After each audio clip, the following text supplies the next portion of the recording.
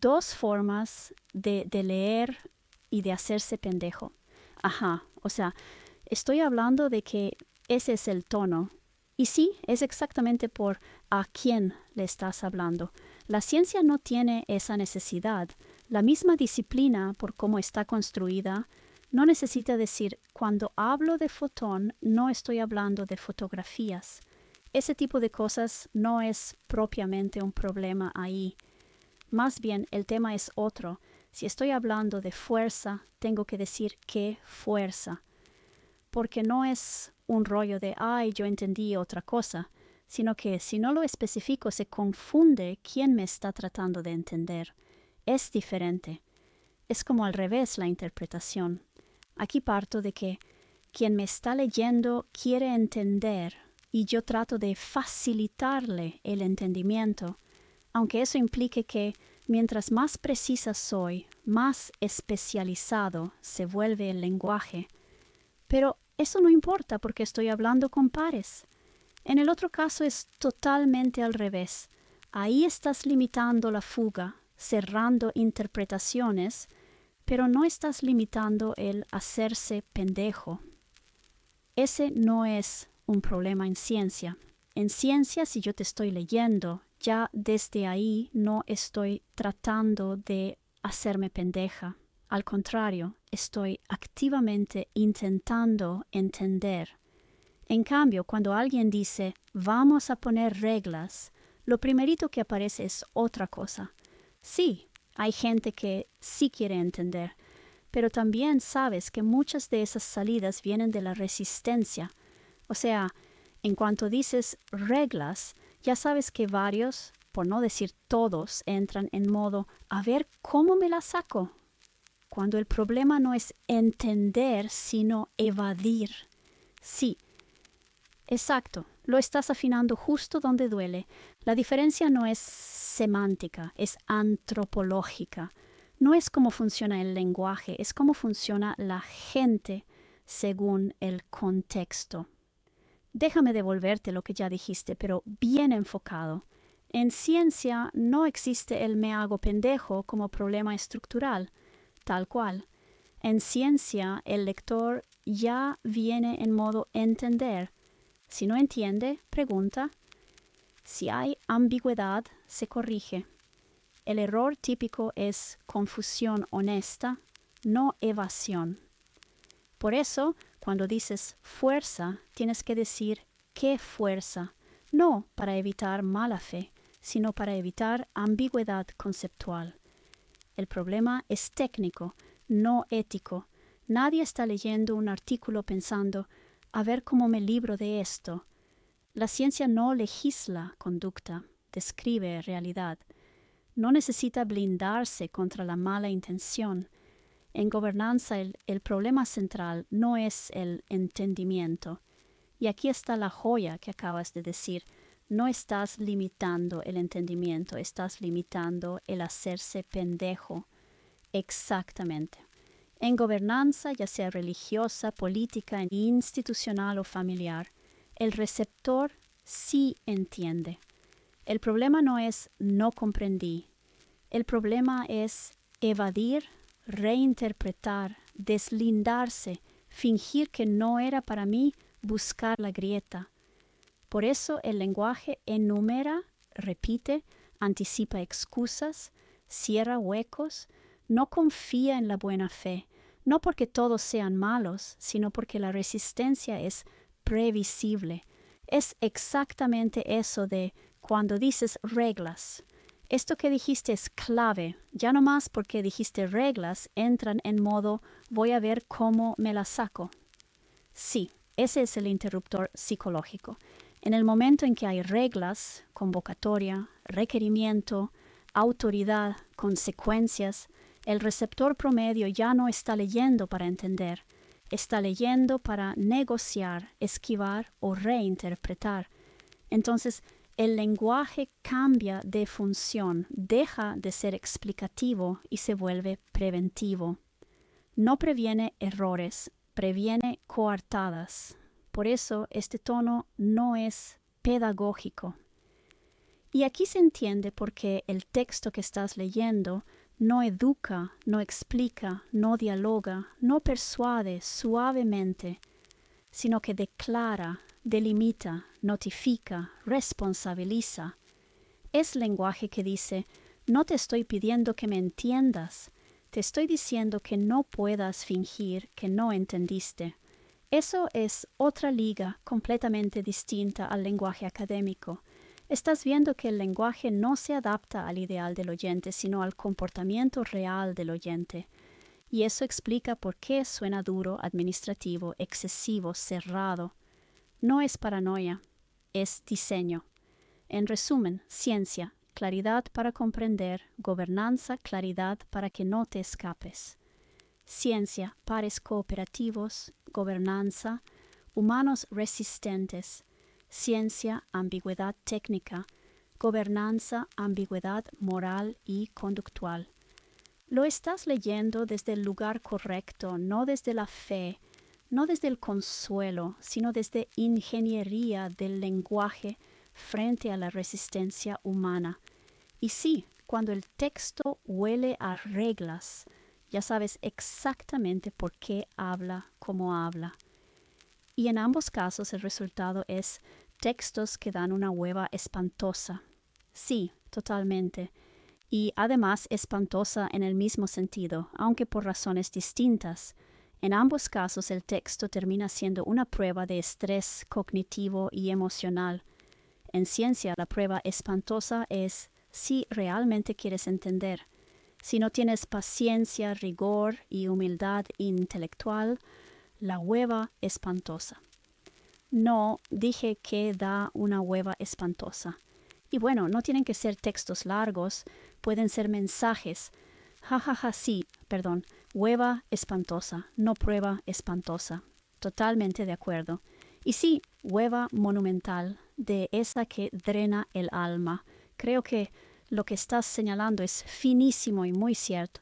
Cuando un mensaje tiene que cerrar todas las salidas, cuando anticipa la resistencia, cuando no puede confiar en la buena fe del receptor, inevitablemente se vuelve pesado, repetitivo, administrativo, anticlimático, aunque sea importante, urgente o incluso trascendental.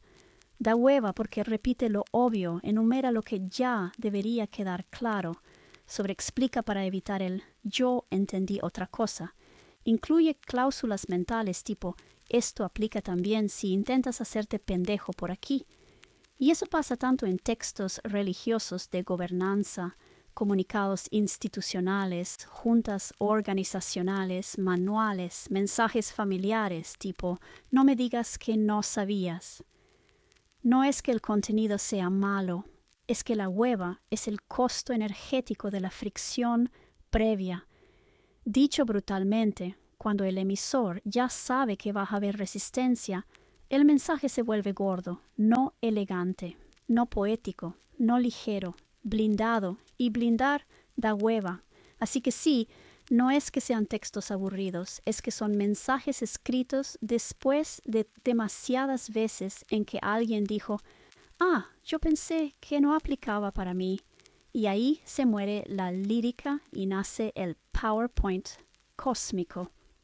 Conclusión breve y hermosa. La claridad forzada cansa.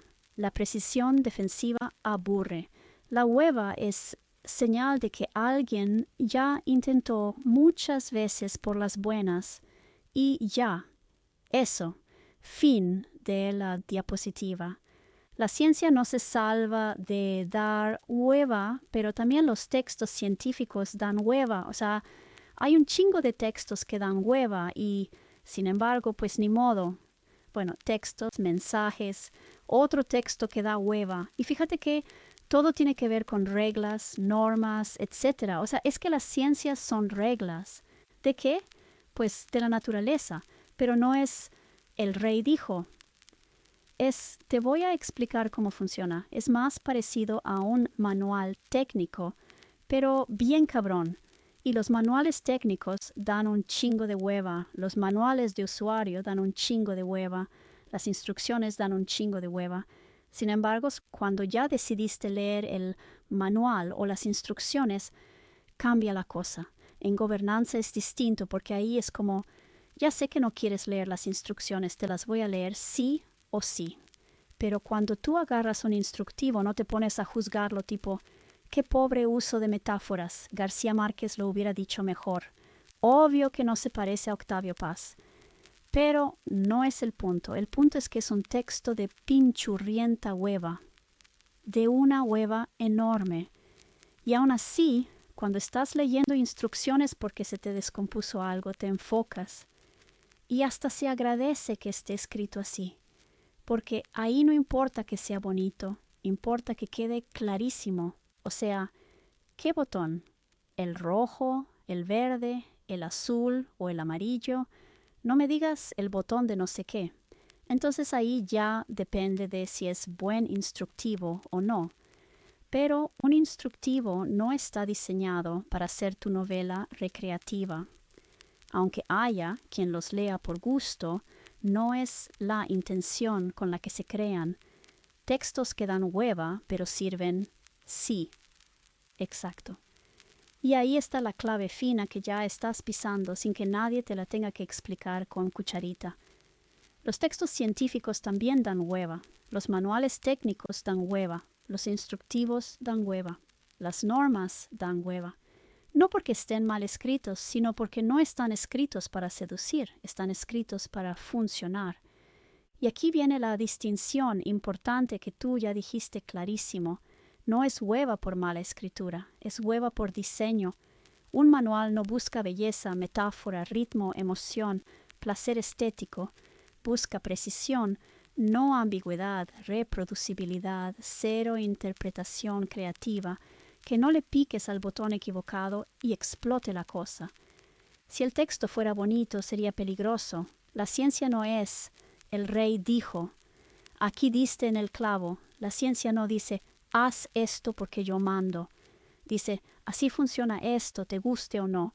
Es más parecido a, si mezclas esto con esto, pasa esto. Si fuerzas aquí, se rompe. Si ignoras esto, el sistema falla. Eso es manual técnico del universo. Y los manuales del universo no están para entretenerte. La hueva cambia de signo según el contexto. Esto que dijiste es finísimo.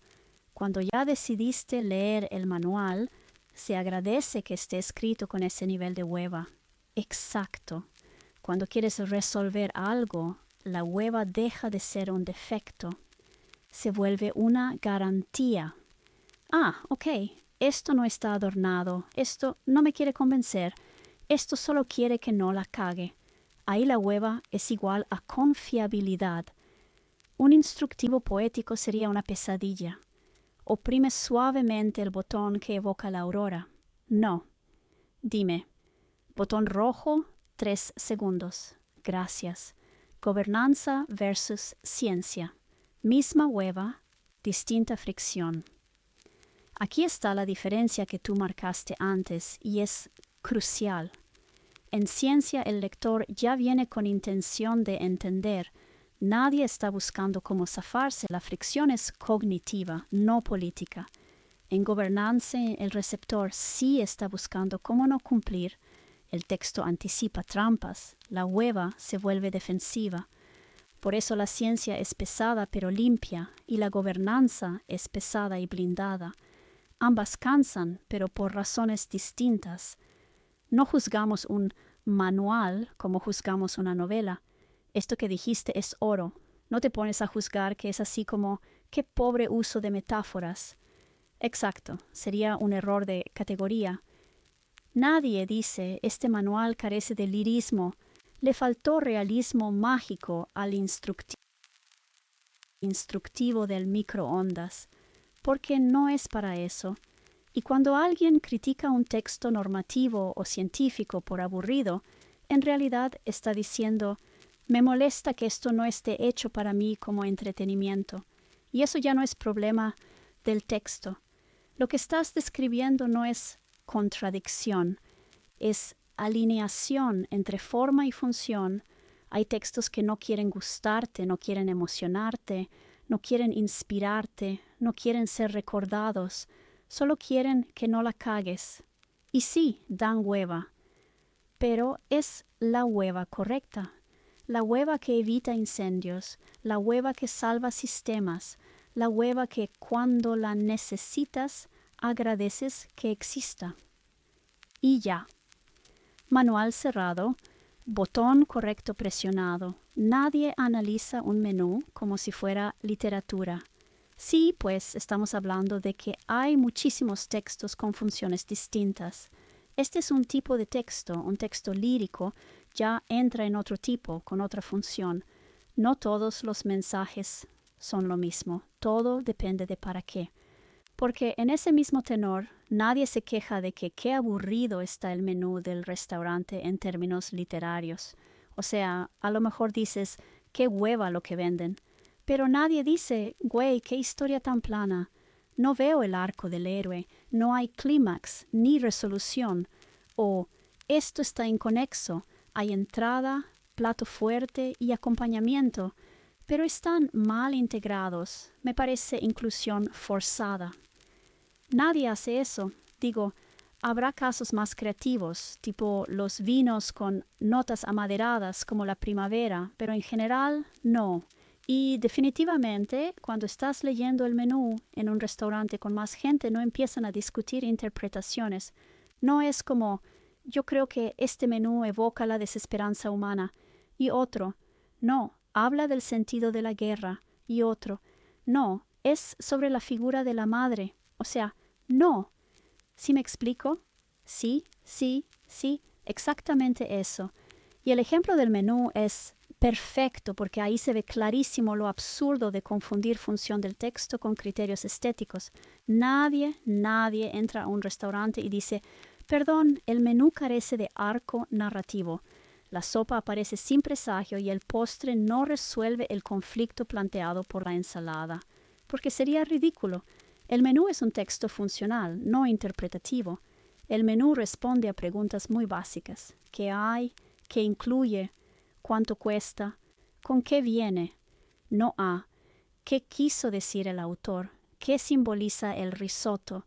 ¿Qué trauma infantil expresa la guarnición? Si alguien intentara hacer hermenéutica del menú, el mesero lo vería con preocupación legítima. El acuerdo social implícito. Esto que señalas es clave. Hay un acuerdo tácito sobre cómo se leen ciertos textos. Cuando te dan un menú, todo el mundo sabe que no es para debatir, no es para reinterpretar, no es para proyectarte, no es para hacer crítica cultural, es para elegir comida. Punto. Y si no te gusta el menú, la crítica válida es: no se me antoja, está caro, no hay opciones, no. Me parece una obra plana, carente de profundidad simbólica. El error típico, querer leer todo como literatura. Aquí está la trampa cultural moderna. Hay gente que quiere leer todo como si fuera un texto lírico o narrativo. Pero un manual no es un poema, una norma no es una novela, un reglamento no es un ensayo, un menú no es una metáfora. Y cuando intentas forzar esa lectura, no entiendes el texto, te frustras y encima culpas al texto por ser malo, cuando en realidad está cumpliendo exactamente su función. Por eso nadie discute el significado del menú. Esto que dijiste es brillante por lo evidente. No empiezas a discutir qué es lo que tú interpretaste del menú, porque no es un texto abierto. No hay, yo lo leí así, para mí significa, desde mi vivencia, no.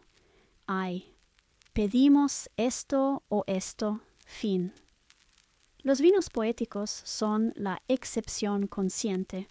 Y ojo, lo que dijiste de los vinos es importante. Cuando aparece lo poético ahí, es ornamento voluntario, no función principal.